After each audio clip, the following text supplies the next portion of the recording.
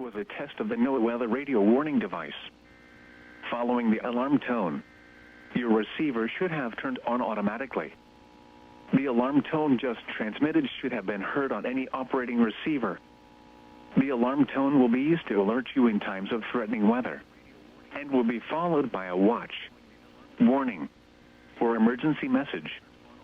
This test will be conducted each Wednesday between 11 a.m. and noon, except when hazardous weather threatens. The test will then be postponed until the first fair weather day.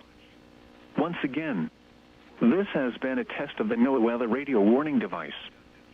We now return to normal programming.